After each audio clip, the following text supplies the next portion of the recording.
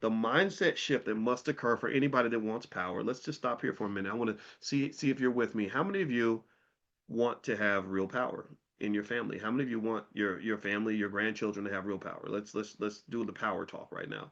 It sounds like my friend George Fraser with his power networking comms. How many of you want real power? Give me a yes.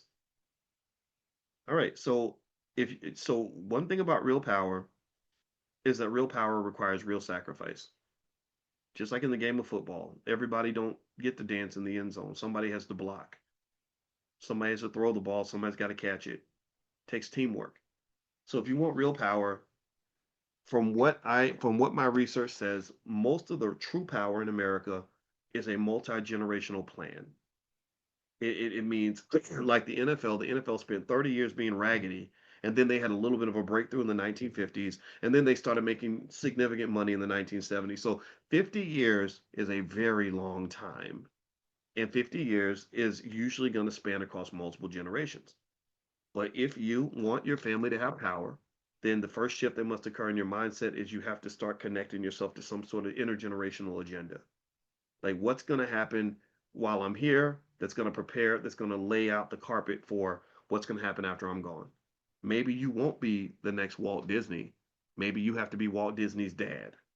Do you understand? Maybe you won't be Martin Luther King Jr., but maybe you have to be Martin Luther King Sr. Do you understand? And because I don't care how great Martin Luther King Jr. was, I was more intrigued with Martin Luther King Sr. and also his mama. That's what made Martin Luther King into the man that he became and the man that changed the world. Intergenerational plan. It leads to intergenerational power. And that's when you become the plug. That's when you become the source. And you ain't out here begging and borrowing and trying to lock in and knocking on doors and asking for opportunities. You're better than that. I think that our people, our best and our brightest, should not be begging for anything from anybody.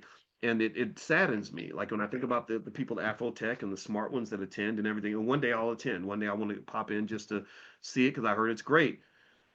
Is I'm like, well, what's the generational plan to make Afrotech into an independent institution that doesn't need a Google and a Meta to show up, where you get to decide if you want to invite Google and Meta to show up, right? That can be done, a mindset shift must occur. The mindset shift must occur. And most of the people that have real power made some kind of sacrifice that most people aren't willing to make. And so, are you willing to make a long term sacrifice, or do you expect things to kind of happen quick and easy and overnight? If you expect it to be easy, you're wrong. If you expect it to be quick, you're wrong. It's going to take a long time. It's going to be really hard. But if you put in the work over a long period of time, then you'll get a chance to taste some of that power. And then, even more importantly, you'll get to preserve that power and pass it to the next generation who will take it to a level that you couldn't take it to.